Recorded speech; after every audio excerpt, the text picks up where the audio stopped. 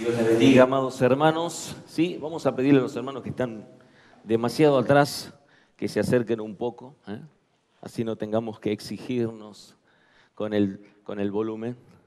Sí, a los hermanos que están atrás, si ustedes se pueden acercar, miren, mucho más juntos. Están con barbijo, así que quédese tranquilo. Muchos ya con la tercera dosis, o 2 dosis. Ya viene la tercera también. 5 meses más de espera, pero ahí va a llegar. Llegará en algún momento. Damos gracias al Señor por este hermoso día. ¿Cuántos están contentos? Amén. Parece que muchos hermanos están de presidente de mesa, de fiscales y afectados. Sí, yo sé de algunos hermanos. Nos han mandado a decir que estaban afectados por las votaciones. Bueno, están cumpliendo su deber allí. Así que Dios sea bendiciendo sus vidas y usando sus vidas también como para glorificar a Dios a través de este acto cívico de dar el sufragio, el voto y controlar sobre todo allí en las mesas en las cuales se encuentran. Estamos agradecidos a Dios siempre por su gran amor, su gran misericordia, su perfecta bondad. Y cuando cantábamos la gloria de la cruz, hay una parte que dice, mi vida dejaré atrás para conocer. Mi vida dejaré atrás para conocer, con la intención en este canto de todo creyente, entendiendo ese perfecto sacrificio de Cristo en la cruz del Calvario, de vivir una vida conforme a la voluntad de Dios, una vida conforme al propósito de Dios, una vida que se ponga a la altura de la demanda de Dios. Yo no sé si hay alteración en el micrófono, cambio el micrófono, ¿sí? ¿Es esto? ¿Lo pego más? Ahí, para que no haya interrupción en el mensaje. Disculpen las imperfecciones, hermanos, pero ahí está, ¿mejor? ¿Sí? Si no, agarro el de mano, pásame el de mano que me siento más tranquilo yo. Así no me... Hermanos, gracias Juan.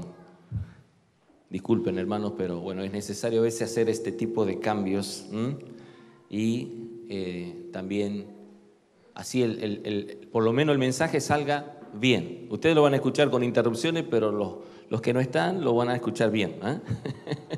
Va a ser corregido, después reeditado y todas estas cuestiones. Una vida de una persona que ha conocido al Señor, una vida que ha tenido, por la gracia de Dios, el encuentro con Dios. Es una persona que necesita ser perdonada, que reconoce su condición, que estaba muerto en delitos y en pecados. Una persona que cuando es anunciado el Evangelio y por el Evangelio de nuestro Señor Jesucristo entiende su condición, que está condenado y que necesita de la gracia de Dios. Es una persona que lo primero que expresa cuando se encuentra con el Señor es humildad. Es una de las manifestaciones o es parte del fruto del Espíritu Santo y es parte del carácter de todo creyente que se ha encontrado con el Dios santo, con el Dios que debía de condenarlo, con el Dios justo, con el Dios bueno, con el Dios santo que tenía que condenarlo. Y por eso este creyente, nosotros, la Iglesia del Señor, al escuchar de Cristo nuestra propiciación por nuestros pecados, el sustituto, el que tomó nuestro lugar, reconociendo nuestros pecados y nuestra condición de muertos, no hacemos otra cosa que aprender la humildad por la gracia de Dios de haber sido salvos cuando merecíamos la condenación eterna. Saber que la perfecta justicia de Dios exigía eso, exigía que todo aquel que estaba en pecado tenía que ser condenado, porque la paga del pecado es, así lo dice la ley espiritual, la paga del pecado es la muerte. Y nosotros, analizando esa ley espiritual como una ley natural de la gravedad, sabemos que toda ley se cumple, no hay cómo evadirla. Por lo tanto, aquel que diga yo no creo en la ley de la gravedad, bueno, pues tírese del primer piso y vas a ver qué es lo que pasa. Esas condiciones que rigen el reino espiritual nos llevan a nosotros a entender la importancia que tiene en todo creyente que se acerca delante del Señor con un corazón contrito y humillado para poder alcanzar gracia y oportuno socorro. Dios da gracia al humilde, pero rechaza al soberbio. El apóstol Pedro en su carta dice: humillaos bajo la poderosa mano de Dios para que Él los exalte cuando fuere tiempo. Hay un llamado permanente de Jesús: aprended de mí, que yo soy manso y humilde de corazón, y hallaréis descansos para vuestras almas. Es permanente en los proverbios como el Señor está haciendo hincapié en esta vida sabia, de contentamiento y de humildad de todo aquel que ha nacido de nuevo. Todo aquel que ha recibido el amor y la misericordia de Dios, el regalo del perdón, que sabe que el Dios que sustituyó, tomó su lugar, pagó el precio que nosotros debíamos de pagar, esa persona va a ser una persona que se va a presentar delante del Señor con un corazón humilde, con un corazón agradecido, con un corazón gozoso, alegre y dispuesto a servirle todos los días de su vida. Dentro de los salmos, nosotros encontramos los que se llaman los salmos graduales. Y yo he escuchado a muchos de los jóvenes utilizar los salmos graduales en sus devocionales y me alegro por esto. Porque nosotros desde el Salmo 120 al 134, 15 salmos que inclusive tienen allí como subtítulo Cántico Gradual. Ustedes podrán ver desde el Salmo 120 al 134, comienza allí con la plegaria ante el peligro de la lengua engañosa, pero si nosotros analizamos los 15 salmos, estos salmos que se cantaban cuando cada o 3 veces al año el pueblo de Israel se presentaba en Jerusalén en el templo para adorar, y en lo que ellos iban ascendiendo, son salmos de ascenso, graduales, porque iban por las gradas. Ellos recordaban el éxodo desde aquel Egipto que fueron rescatados hacia la tierra prometida. Ellos recordaban cuando ellos volvieron del exilio, estando allí en cautividad en Babilonia, y ellos glorificaban a Dios. En otras palabras, lo que ellos hacían eran recordar la obra gloriosa de Dios en todo ese caminar, en todo ese proceso. Desde el Salmo 120 al 134 es el evangelio mismo de Jesucristo anunciado cada vez que ellos ascendían a Jerusalén, proclamaban el evangelio de Jesucristo. Ellos anhelaban en el Salmo 120 salir de esa tierra que estaba bajo opresión. Es el anhelo cuando ellos allí claman delante del Señor estando en angustia para poder ser librados de la cautividad. En el Salmo 121 ellos comienzan a transitar ese camino con confianza delante de Dios, el único que podía librarlos de esa realidad en la cual se encontraban. El Salmo 122, que con alegría estaban esperando, expectantes de aquella tierra prometida que les había sido anunciada. El Salmo 123, donde reconocen la soberana voluntad de Dios en todo su trayecto. Dios es el que controla todas las cosas. El Salmo 124, con un corazón de gratitud y de confianza, alaban a Dios. El Salmo 125, con firmeza delante del Señor, porque es un salmo que utilizamos todos los que confían en Jehová, son como el monte de Sión, que no se mueve, sino que permanece para siempre. Así es la iglesia del Señor. Es una iglesia que está firme delante de nuestro Dios. El Salmo 126, donde ellos están libres ahora, pero todavía no, porque falta que se complete la obra gloriosa de Dios en cada uno de nosotros. Estamos viviendo un proceso. Ellos recordaban a través del Salmo 126 que Dios ya los había libertado, pero que todavía no eran libres del todo. Faltaba la consumación de la obra de Dios. El Salmo 127, donde ellos sabían que sin la ayuda de Dios nada, absolutamente nada, podían lograr.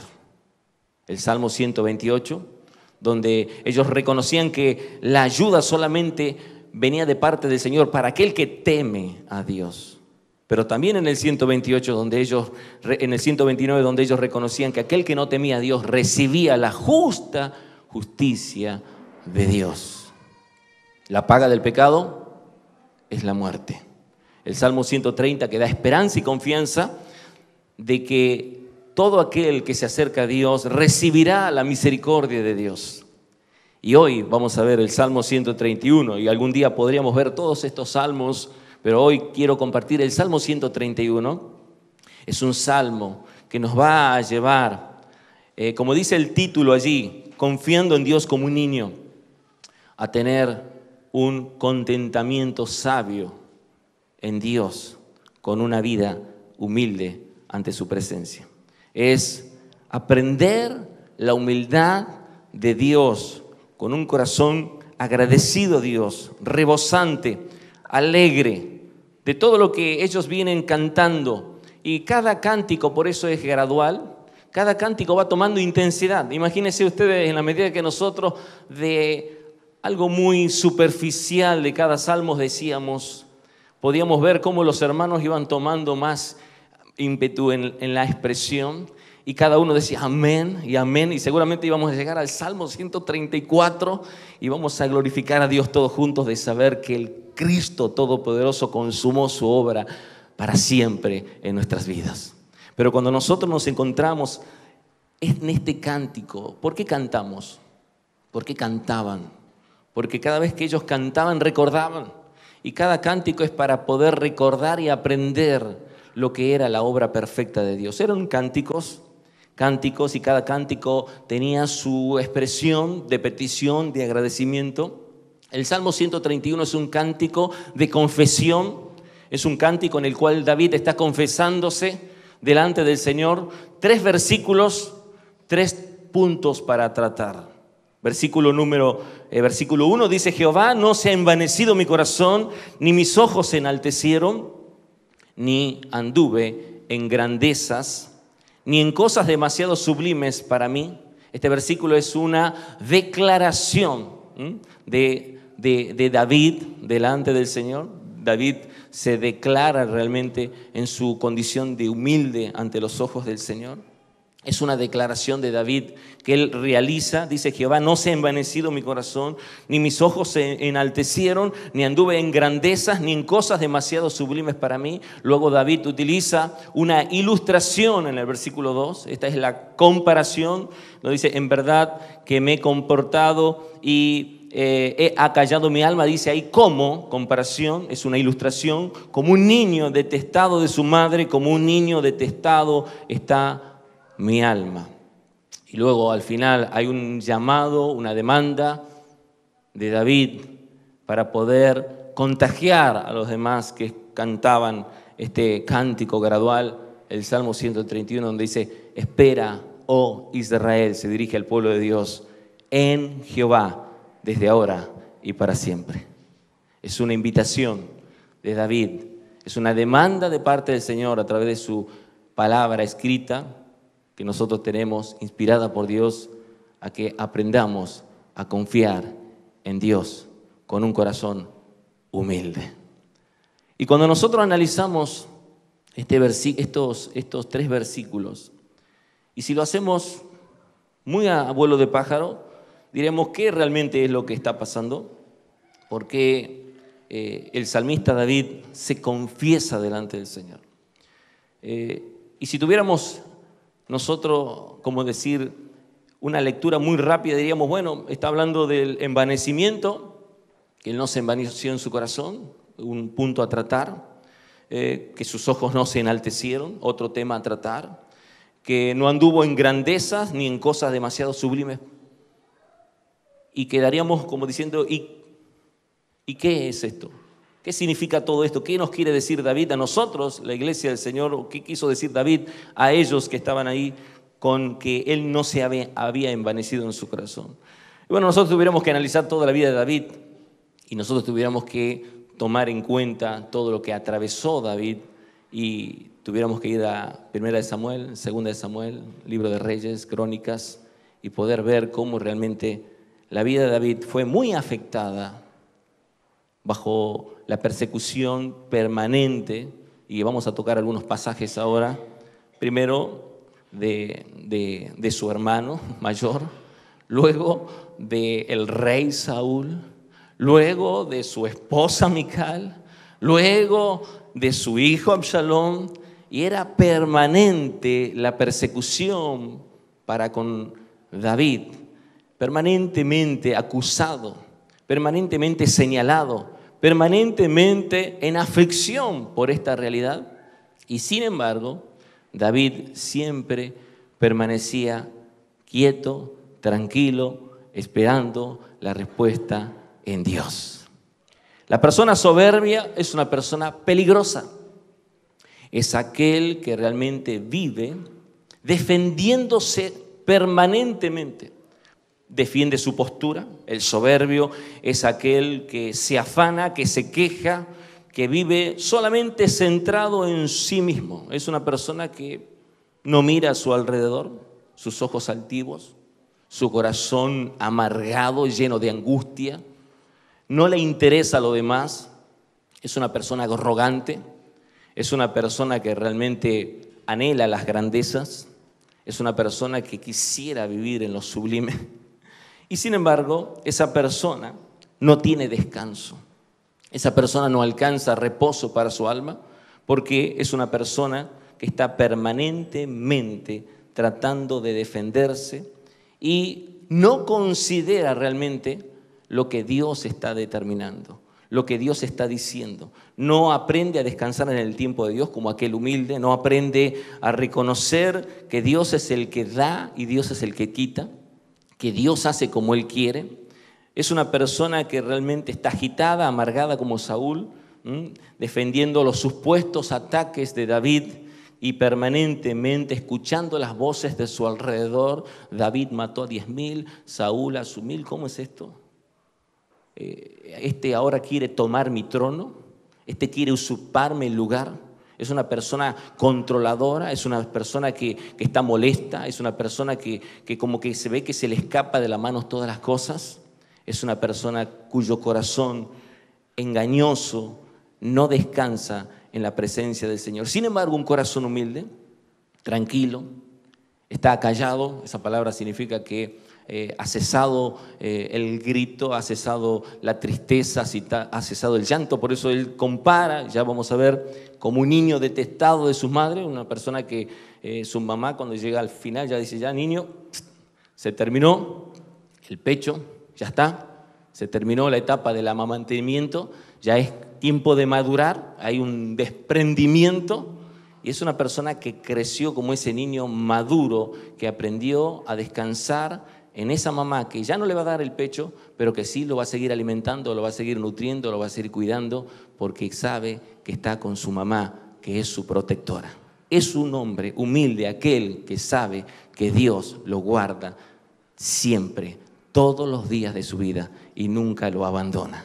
Es una persona acallada en su alma, una persona que está tranquila, que no aspira a lo que Dios no le ofrece, que no tiene ningún tipo de ambición más allá de lo que Dios le promete y que más allá de lo que Dios le promete es una persona que trabaja sin estar amargada, que se esfuerza sin estar afanada, que siembra para poder cosechar a su tiempo, y todo esto trae descanso y seguridad para su vida espiritual.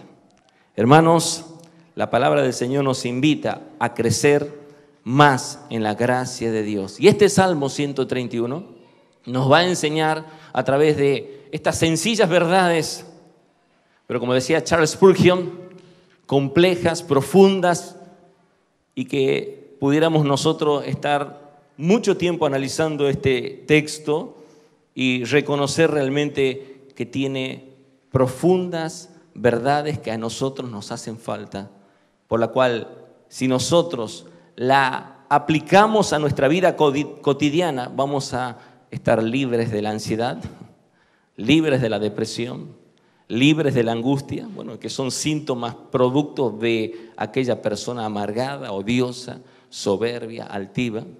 Una persona humilde es una persona que aprende a descansar en el Señor, que sabe cómo batallar contra las angustias, que su alma reposa en la presencia de Dios. Este salmo nos va a enseñar, y el salmista David nos va a decir que es posible en el Señor, solamente en Dios, Jehová, él comienza con la palabra Jehová, no se ha envanecido mi corazón. Jehová, Dios de pacto, Dios que cumple sus promesas. No se ha envanecido mi corazón, ni mis ojos se enaltecieron. ¿Qué sucedió con David? ¿Por qué confiesa esto David? ¿Por qué él hace esta declaración delante de Dios? ¿Qué es lo que le estaba pasando a David? Bueno, 1 Samuel capítulo 17, versículo 16 al 30. Vamos a tomar inicio en este contexto para poder entender un poco de lo que estaba viviendo, aunque ya muchos conocemos la realidad de la vida de David antes y durante su reinado. En 1 Samuel capítulo 17 hay una descripción, una narración de lo que estaba aconteciendo cuando el pueblo de Israel se enfrentó a los filisteos, y allí David mata a Goliat, como lo dice el título, y desde el versículo 16 podemos ver nosotros que fue enviado David por su padre para que él le llevara alimento a sus hermanos. Versículo 16 dice: venía pues aquel filisteo por la mañana y por la tarde, y así lo hizo durante 40 días, y dijo Isaí a David, el padre de David, Isaí, dice a David su hijo: toma ahora para tus hermanos un efa de este grano tostado, estos 10 panes, y llévalo pronto al campamento a tus hermanos, y estos 10 quesos de leche los llevarás al jefe de los 1000, y mira si tus hermanos están buenos, y toma prendas de ellos. Y si nosotros seguimos leyendo el relato, vamos a ver que todo esto aconteció. David llegó allí, se encontró con aquel filisteo que era Goliat, que permanentemente salía y confrontaba al pueblo de Israel. Le decía justamente que si alguien de ellos lo vencía, ellos iban a entregar justamente. Y mientras él hablaba estas palabras, versículo 23, dice: he aquí que aquel paladín que se ponía en medio de los dos campamentos, que se llamaba Goliat, el filisteo de Gat, salió de entre las filas de los filisteos y habló las mismas palabras, y las oyó David. Y todos los varones de Israel que veían a aquel hombre huían de su presencia. Era terrible verlo a Goliat ahí, y al pueblo de Israel temblando, y tenían gran temor. Dice: cada uno de los de Israel decía: ¿no habéis visto a aquel hombre que ha salido? Él se adelanta para provocar a Israel. Al que venciere, el rey le enriquecerá con grandes riquezas y le dará su hija, y eximirá de tributos a la casa de su padre Israel. Y bueno, y él le pregunta si esto era realmente así. Y en el versículo 28, Eliab, su hermano mayor, lo escucha, y oyéndole hablar, Eliab, su hermano mayor, con aquellos hombres, se encendió en ira contra David y dijo: ¿para qué has descendido acá? ¿Y a quién has dejado aquellas pocas ovejas en el desierto? Yo conozco, mire lo que le dice su hermano mayor: yo conozco tu soberbia y la malicia de tu corazón, que para ver la batalla has venido. David no había ido para ver la batalla.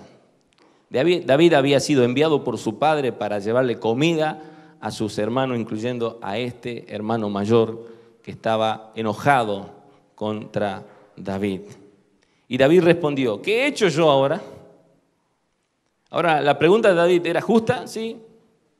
Dice: ¿no es esto mero hablar? Como diciendo, ¿no estás diciendo de más las cosas?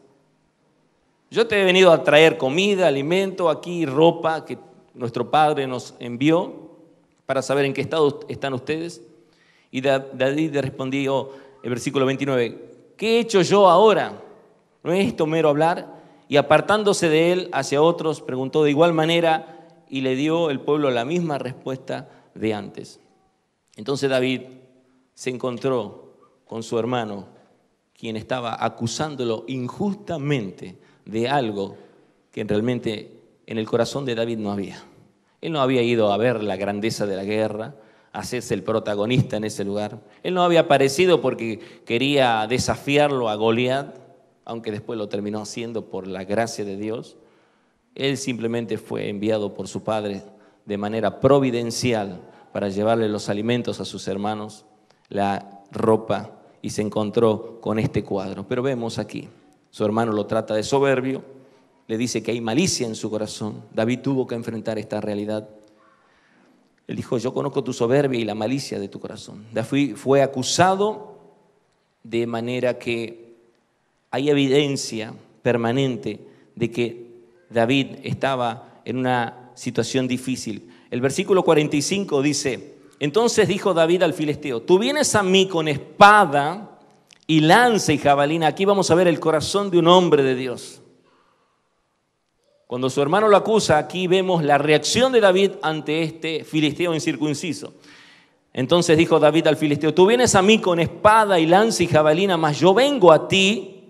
Y no dijo con el poder que tengo, sino dijo: en el nombre de Jehová de los ejércitos, el Dios de los escuadrones de Israel, a quien tú has provocado. Jehová te entregará hoy en mi mano, y yo te venceré y te cortaré la cabeza, y daré hoy los cuerpos de los filisteos a las aves del cielo y a las bestias de la tierra, y toda la tierra sabrá que hay Dios en Israel.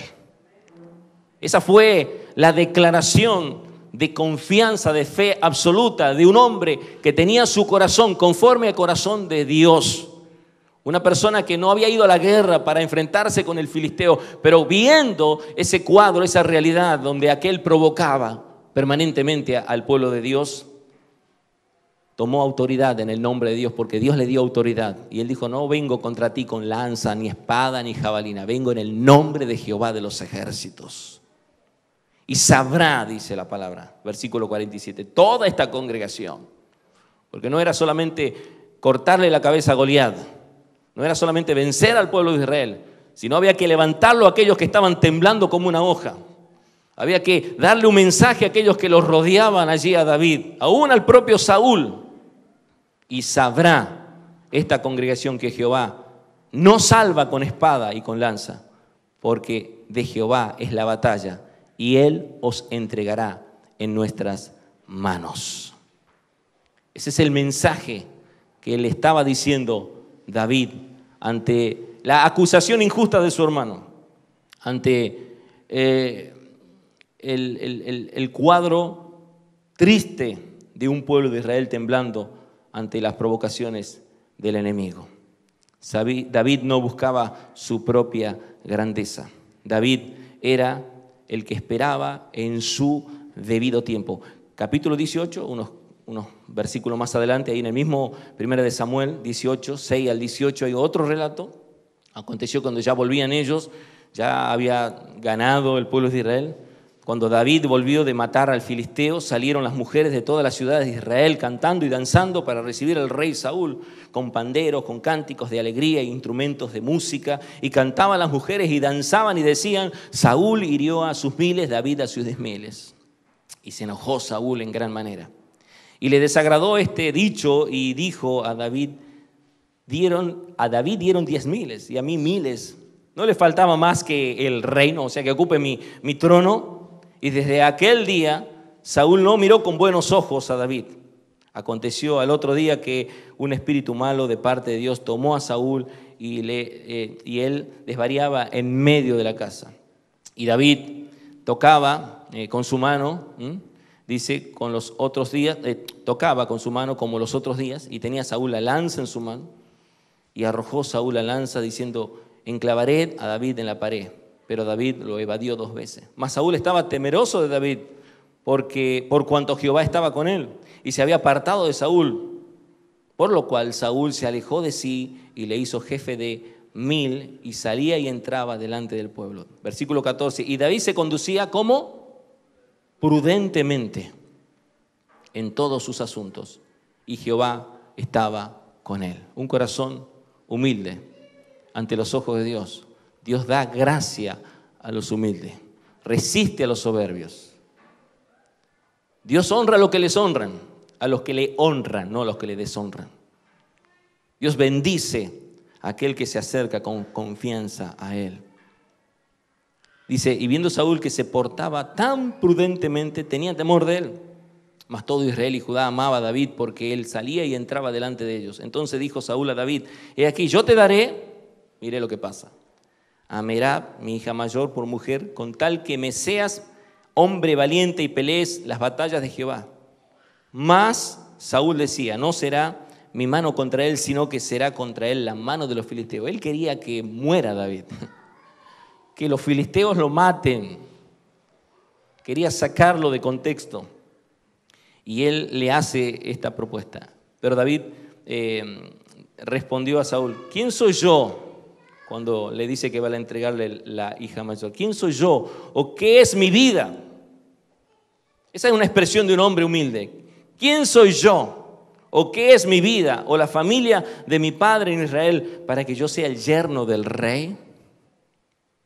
Esa es una expresión de un corazón que realmente camina en humildad ante los ojos de Dios. David, ya en su proceso en el cual nosotros nos encontramos, ya había sido ungido.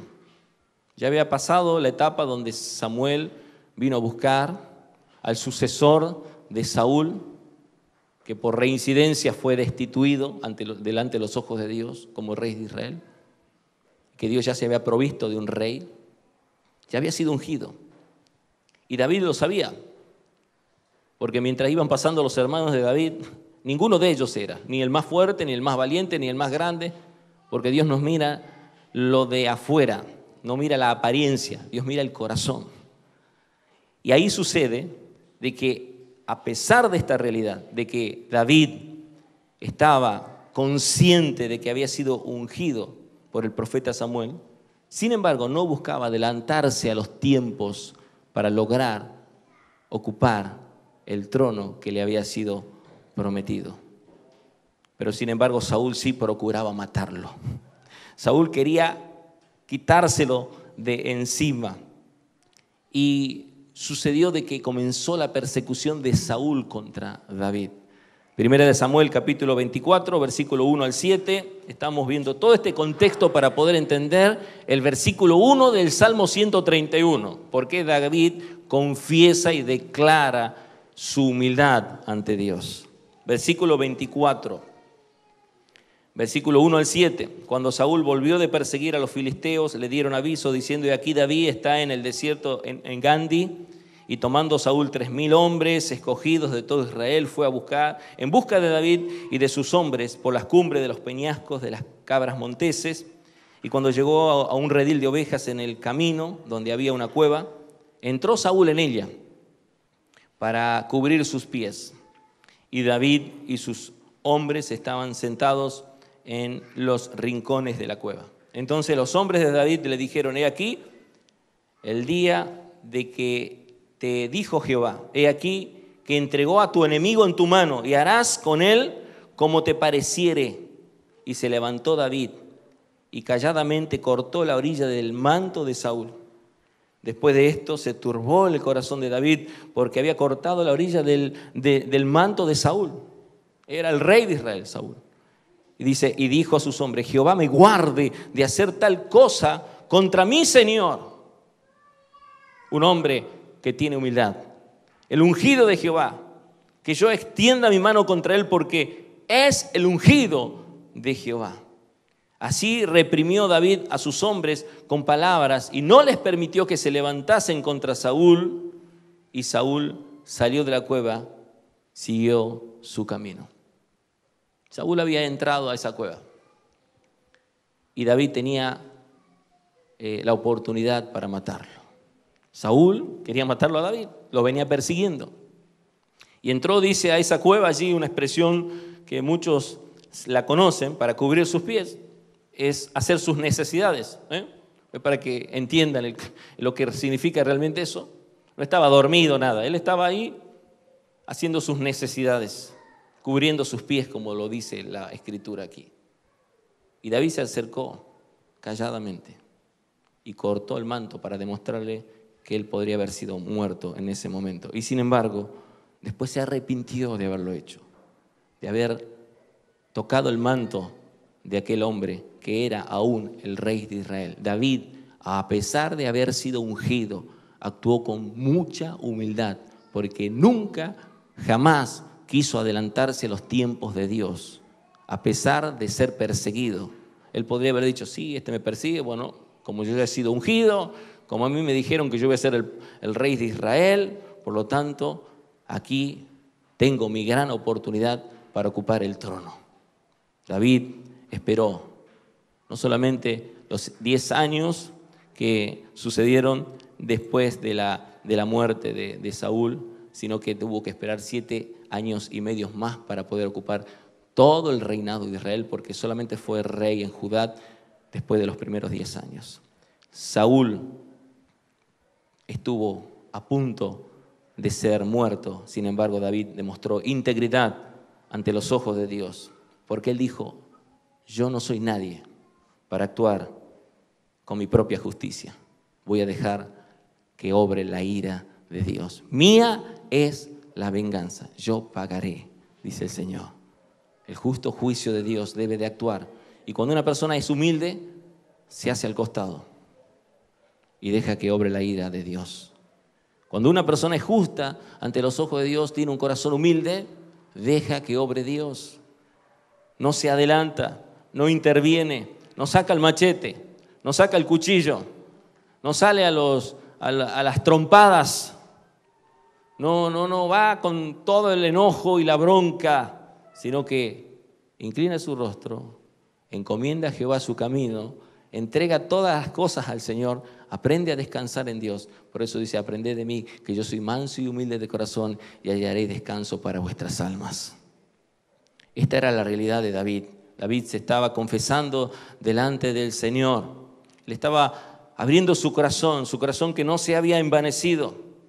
No solamente que su corazón no se había envanecido, sino que tampoco sus ojos no se habían enaltecido.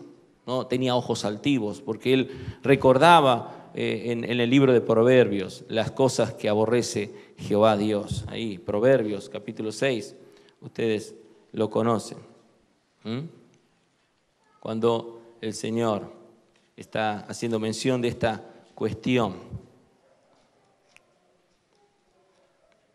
Versículo 16, Proverbios 6, 16. 6 cosas aborrece Jehová y aún 7 abomina su alma. Los ojos altivos. Ahí pone esa expresión Dios. Los ojos altivos, la lengua mentirosa, las manos derramadoras de sangre inocente, el corazón que maquina pensamientos inicuos, los pies presurosos para correr al mal, el testigo falso que habla mentiras, el que siembra discordia entre los hermanos. Los ojos altivos están en el mismo nivel que aquellos que siembran discordia entre los hermanos, aquellos que son homicidas dentro de la iglesia. Los ojos altivos son aquellos como los ojos de su esposa Mical, en Primera de Crónicas, capítulo 17. Vamos a ver este texto, Primera de Crónicas, capítulo 17.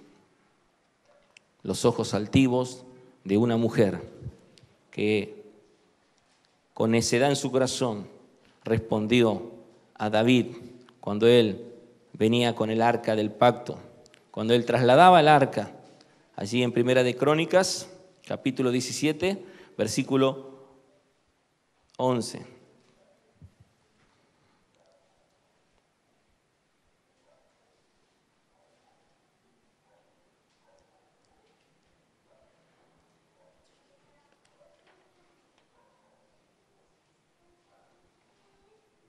Perdón, yo estoy en otro texto.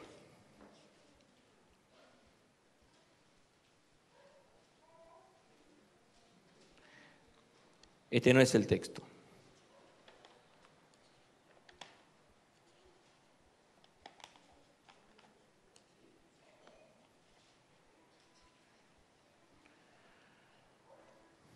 Primera de Crónicas habla de esta realidad de que él no anduvo en grandezas delante de los ojos de Dios. Ya vamos a ver lo de Mical, que está en 2 de Samuel 6, cuando él traslada el arca del pacto.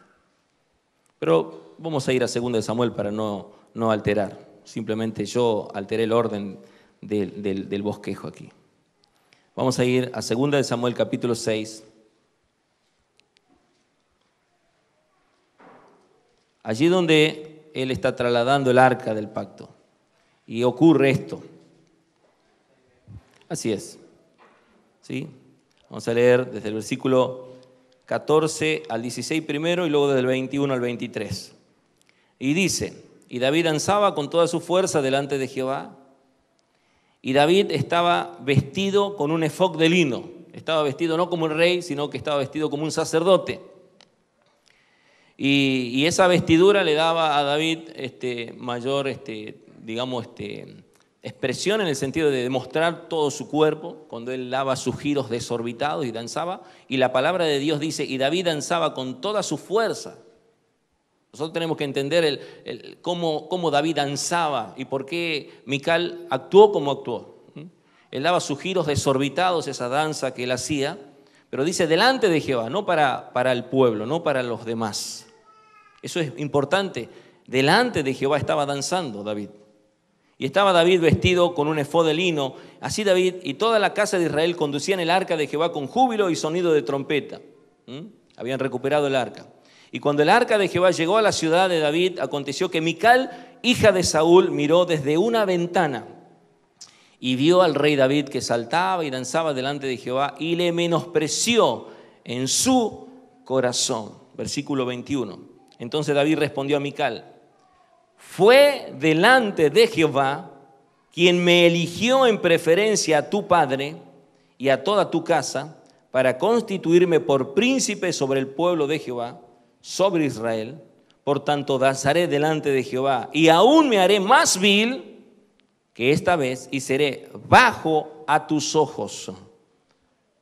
La estaba mirando a su esposa.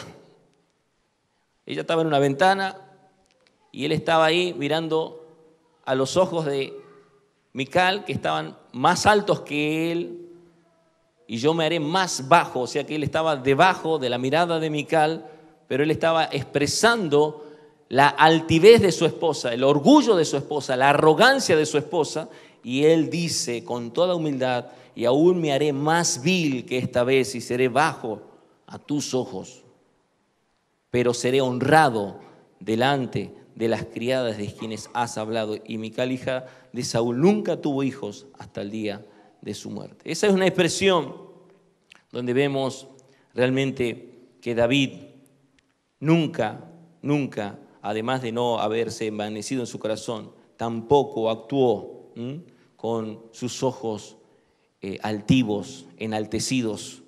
Tampoco anduvo en grandezas, dice el versículo 1 del Salmo 131. Esta es la parte más larga de lo que confiesa David, porque la otra es una ilustración y el final es una demanda. Así que es importante que prestemos atención. Yo sé que es a veces tedioso, versículo por versículo, ir tocando, pero es una narración importante, históricamente hablando, para tener en cuenta y entender por qué David dijo lo que dijo.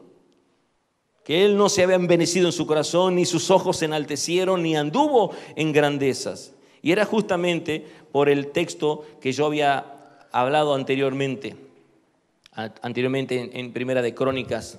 En Primera de Crónicas, donde vemos realmente que David se encuentra con un profeta allí y las palabras de aquel profeta que le dicen de esta manera a David. Primera de Crónicas, capítulo 17, versículo 11 al 17.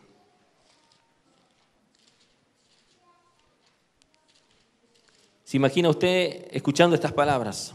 Versículo 11 dice: y cuando tus días sean cumplidos para irte con tus padres, levantaré descendencia después de ti a uno de entre tus hijos y afirmaré su reino. Él me edificará casa y yo confirmaré su trono eternamente. Nosotros sabemos a qué hace referencia esto. Está haciendo referencia a Cristo, que era del linaje de David. Pero dice: Él me edificará casa y yo confirmaré su trono eternamente. Yo seré por padre y Él me será por hijo, y no quitaré de Él mi misericordia como la quité de aquel que fue antes de ti. Haciendo mención de Saúl. sino que lo confirmaré en mi casa y en mi reino eternamente, y su trono será firme para siempre. Ese es el pacto eterno con la casa de David. Y estas cosas que él estaba escuchando, grandes, porque él estuvo en situaciones de grandeza, sin embargo, no aspiraron nunca en su corazón humilde una vida totalmente abnegada de grandezas. No anduvo en grandezas. David fue un hombre de Dios que supo tomar las palabras, y aunque quizás no las entendía, porque es muy posible que no las entendía, solamente esperaba las respuestas en Dios, como el anunciamiento del ángel a María,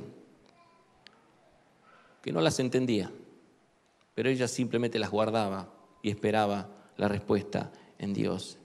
Y aquí dice, estas cosas son sublimes ante los ojos de David. Por eso él dice, ni en cosas demasiado sublimes para mí. Eran extraordinarias para David lo que el profeta le estaba diciendo. Aquí Natán dice, conforme a todas estas palabras, versículo 15, y conforme a toda esta visión, así habló Natán a David. Versículo 16, entró el rey David y estuvo delante de Jehová y dijo, Jehová Dios, ¿quién soy yo? Esa es la expresión nuevamente de un corazón humilde. ¿Quién soy yo? ¿Y cuál es mi casa para que me hayas traído hasta este lugar? Él estaba reconociendo que había recibido todo el reino, que no merecía absolutamente nada. Estaba reinando sobre todo Israel.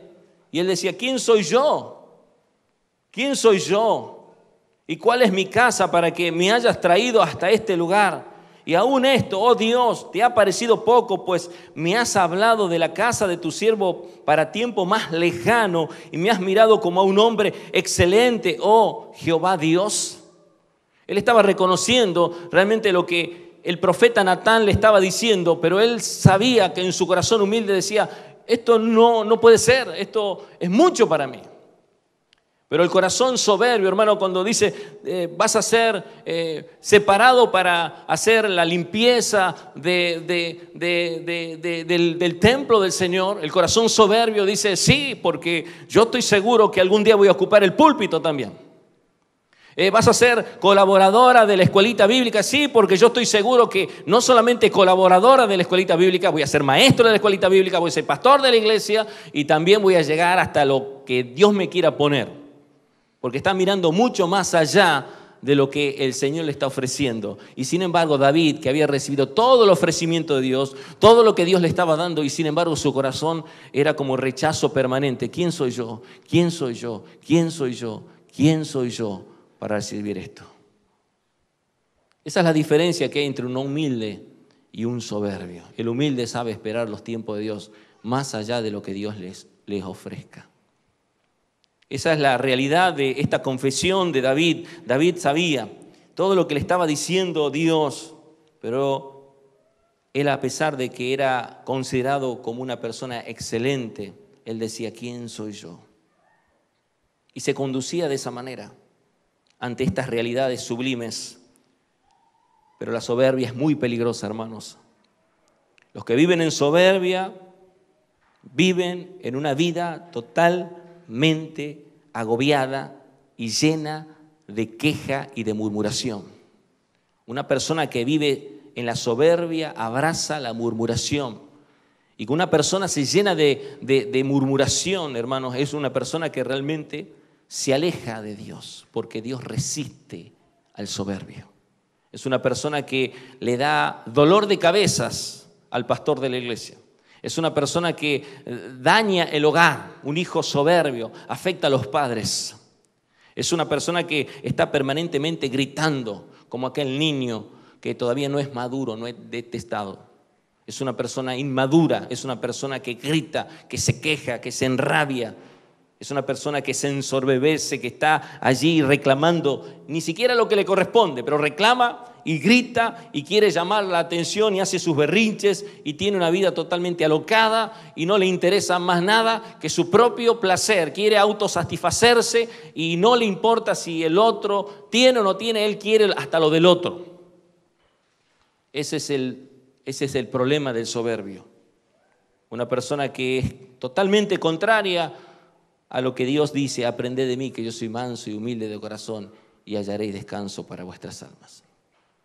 Nosotros debemos entender que David hace esta confesión a pesar de todo lo que él vivió, porque él no solamente fue David, el que declaró en su Salmo 131 que no se enalteció su corazón, que no tuvo unos ojos altivos, ni mucho menos abrazó la grandeza, sino que David fue también un homicida, un adúltero. Pero sin embargo, ante los asuntos que nosotros vimos, ante las realidades que nosotros vimos, David se comportó prudentemente y él realmente demostró humildad ante los ojos de Dios. No estoy diciendo que David nunca se mandó su parte, porque nosotros conocemos la parte oscura de David. Pero sin embargo dice que David tenía un corazón conforme al corazón de Jehová.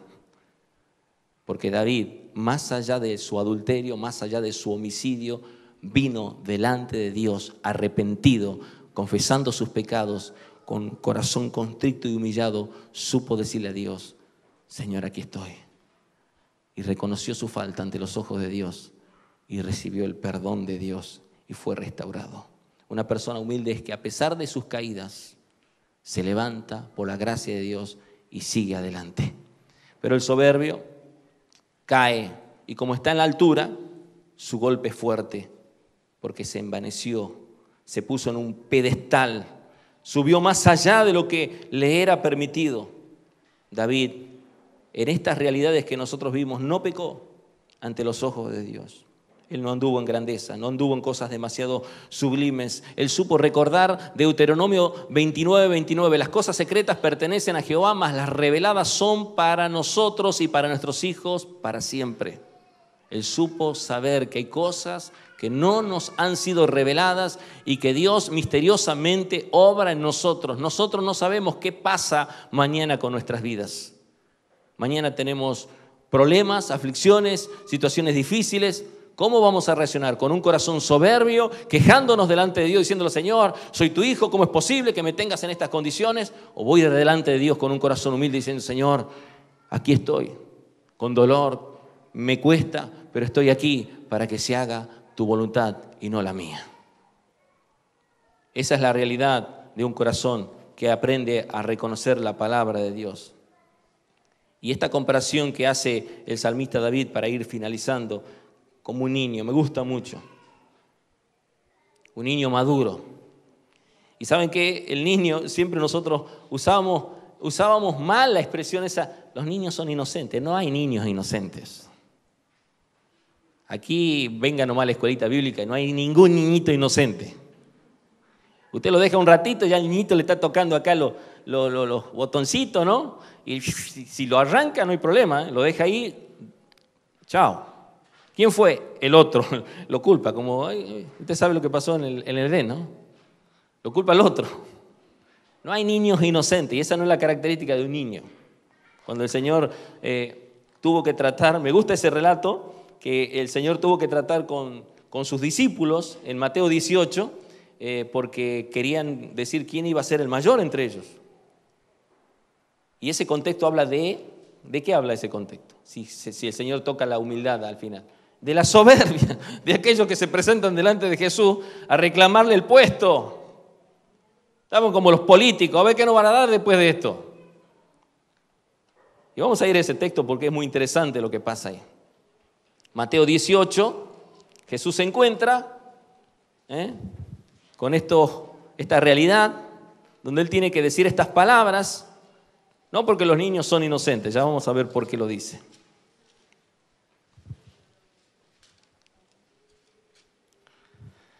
Mateo capítulo 18, vamos a leer el versículo 1 al 4. Dice: en aquel tiempo los discípulos vinieron a Jesús diciendo: ¿quién es el mayor en el reino de los cielos? Y llamando Jesús a un niño, lo puso en medio de ellos. No lo puso porque estos niños eran inocentes, porque no hay justo ni aún uno, dice la palabra de Dios. Y dijo: de cierto os digo, que si no os volvéis, y os hacéis como niños, no entraréis en el reino de los cielos. Bueno, de cierto os digo que si no os volvéis de ese contexto de soberbia y os hacéis como niños, aquí la característica de este niño no es la inocencia. La característica de este niño es dependencia delante de su padre. Mientras analizaba el texto me acordaba de mis hijos, porque tengo 2, y ya desde chiquitito te daban dolor de cabeza tremendamente. Le cambiaba el pañal y al rato ya tenía que gastar 2 más. Y sobre todo en un momento de crisis económica, estábamos en el 2002, estábamos tratando de salir a reflote y venía, ¡ay Dios!, otro bolsón de pañal. Te quería recostar un rato y pegaba unos gritos. Y claro, yo no le podía dar la teta, tenía que estar la madre. Y la madre se estaba durmiendo así, bajó 5, 10, 15, 20 kilos, desnutrida. Y él, y teta mañana, tarde, noche, 3 de la mañana. Ya vas a aprender, Juan Gago. Es así. Ya viene, Sixto, el tiempo. Y Jesús toma a este niño, porque el niño es dependiente de su padre. No es inocente, es dependiente. Es dependiente. Él confía en su padre, es dependiente de su padre. No es inocente, se la manda y bien. Y usted no tiene idea de lo que hacen los niños, pero ellos la dibujan. Vas a ir a la escuela, está doliendo un poquito la garganta. Claro, estamos en pandemia, un estornudo, fuera. La maestra dice, no quiero estornudo. Y ya... ¿Qué te pasa? Estoy con unos estornudos, no sé qué me está pasando. ¿Qué tienen? Examen. Y ya la dibujan, ya la dibujan, ya saben cómo van a armar la cosa. Los niños no son inocentes, sí son dependientes. Están ahí, piden la autorización. Papá, ¿voy? ¿Por qué? ¿Qué te pasa? Sí, capaz que no pueda ir, no sé, me quedo. Ahí lo ve a David, ¿no? Este niño, ahí con Jesús, no se llama David este niño, ¿no? Lo puso en medio de ellos para hacer esa comparación. Si no os volvéis de la soberbia y os hacéis como niños, no entraréis en el reino de Dios. Niños dependientes. Así que cualquiera que se humille, como este niño, ese es el mayor en el reino de los cielos. Porque el niño es dependiente y toda persona dependiente es humilde. El soberbio es independiente, él no depende de nadie. Yo vivo como yo quiero y hago lo que yo quiero. Pero el dependiente, está ahí la autoridad, humildad, sabe reconocer. Por lo tanto, este texto nos sirve para dibujar un poquito más lo que en el Salmo 131 ya es claro. Dice, como un niño detestado de su madre, como un niño detestado está mi alma. Significa dependencia. Un niño que le ha quitado el pecho, es un niño que ha aprendido a depender, porque ya no depende del pecho, depende de lo que la mamá le dé. Y ya no es a las 3 de la mañana que se va a levantar a hacerle el churrasquito. Ya no está la tetita. Entonces va a tener que esperar su desayuno, su almuerzo, su merienda y su cena. Va a aprender a vivir ordenadamente. Él dice, en verdad me he comportado. Y sí que se ha comportado David. ¿O no se ha comportado David? Se ha comportado prudentemente. Él tenía motivos suficientes para cortarle la cabeza a Saúl, para decirle un montón de cosas a sus hermanos. Todavía que te traigo comida, alimento. Así me pagás vos, como diría un tucumano.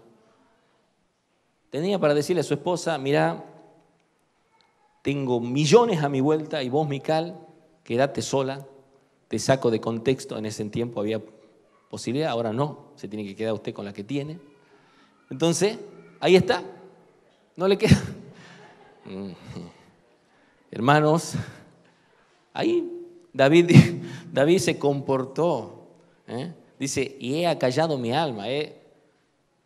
Tranquilo, David, tranquilo. David no era leche hervida, no era mecha corta, no era como yo, que necesita todavía aprender de Dios, la mansedumbre y la humildad en Cristo Jesús. No era como quizás algunos de ustedes, que todavía hay áreas que todavía pulir en el carácter porque, Señor, no me he comportado todavía, pero quiero aprender a comportarme. ¿Cuántos dicen quiero aprender de Dios?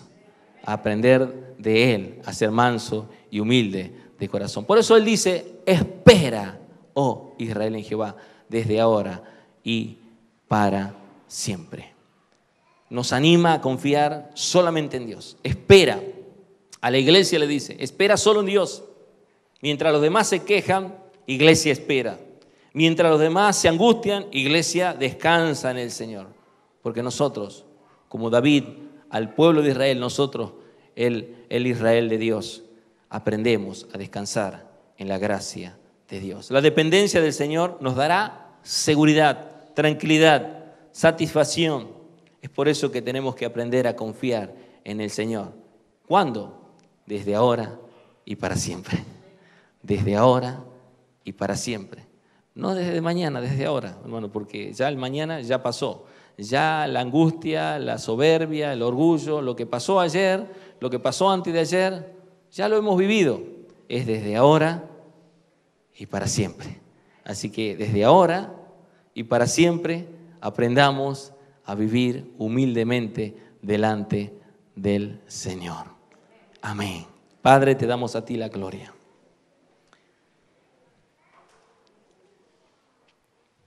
Señor, este es un hermoso salmo que habla del contentamiento de un corazón humilde, de un David que confesó que a pesar de todo lo que él vivió, supo aprender a descansar en la gracia de Dios. Y aquí está Cristo, el ungido de Dios, en este salmo. El ungido de Dios, aquel que no abrió su boca y que como oveja fue llevado al matadero. Ahí está Cristo, que Él no protestó, que aun cuando sus discípulos le hacían permanentemente y le provocaban, los que lo rodeaban, los fariseos, los escribas, para tentarlo.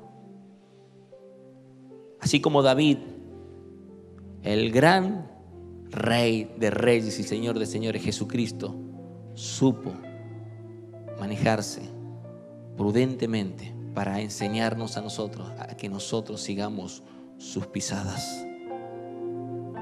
Oh Cristo, tú estás en este Salmo 131. Oh Cristo, tú fuiste el que vino a morir en nuestro lugar.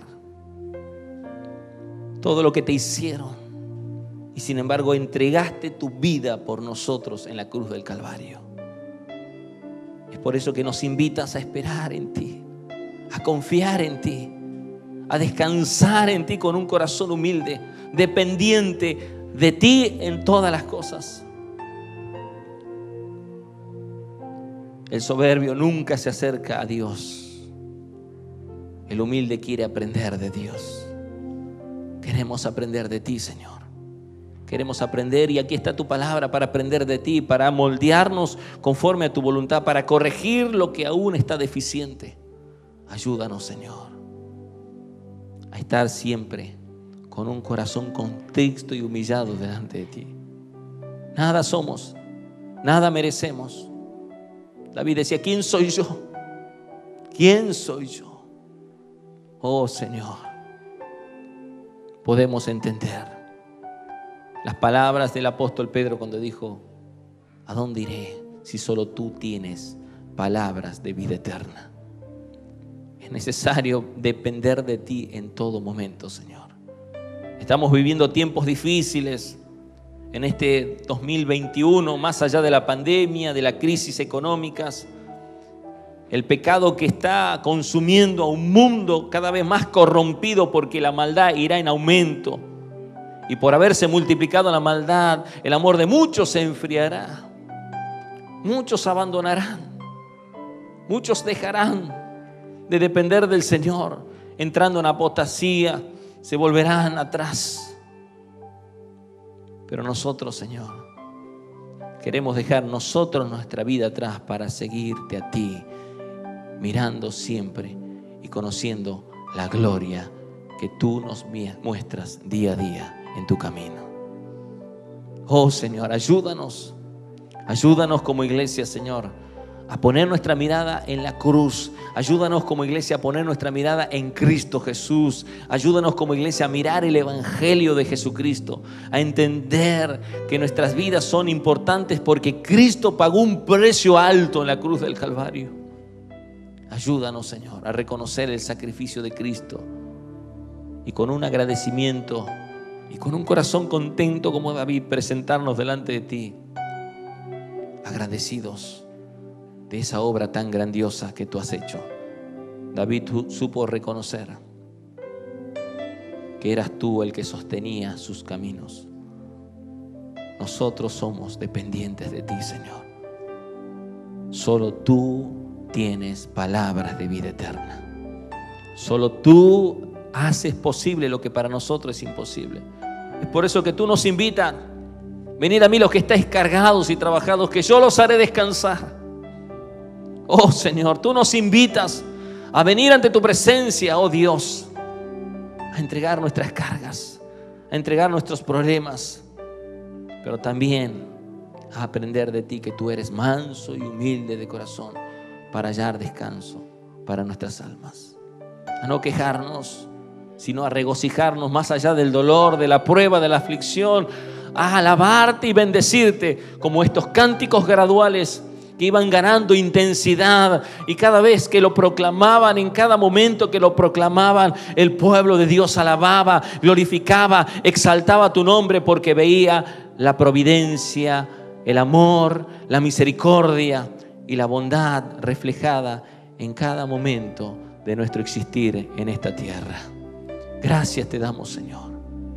Gracias por esta iglesia, gracias por la luz que nos ilumina, la luz de Jesucristo, nuestro Señor y Salvador. Gracias por el conocimiento que tú nos das, por la comprensión de las Escrituras, porque tú abres el entendimiento para que nosotros aprendamos a reconocer nuestros errores y poder venir delante de ti con un corazón dispuesto a decir: Señor, estoy para aprender, estoy para ser corregido. Ayúdame, Señor. Quiero más de ti, oh Rey. Quiero vivir en tu presencia, Señor. Quiero expresar lo que antes no podía hacerlo porque estaba con un corazón angustiado, dolido, entristecido. Hoy, Señor, quiero acallar mi alma delante de tu presencia. Ya no quiero quejarme más. Hoy quiero gozarme en tu presencia. Ayúdame, Señor. Ayúdame a serte fiel y poder nosotros como iglesia, hermanos, cumplir con lo que el Señor nos demanda, de ser luz en medio de la oscuridad. Así como Dios nos dice: espera, oh Israel, en Jehová, desde ahora y para siempre. Nosotros, a todos aquellos que se encuentran en una situación difícil, podamos decirle con el amor de nuestro gran Dios: hermano, paz, espera en el Señor. Dios está contigo. Él es tu ayudador, Él es tu guardador, Él es tu castillo fuerte. Él es nuestro amparo, nuestra fortaleza, nuestro pronto auxilio en la tribulación. Oh, gracias, porque David pudo aprender para dejarnos a nosotros este ejemplo. Pero el ejemplo más grande es Cristo. Es Cristo nuestro Señor y Salvador, que se dio a sí mismo por nosotros, para que nosotros ya no vivamos para nosotros, sino para Él, para siempre. En el nombre de Jesús. Amén y amén.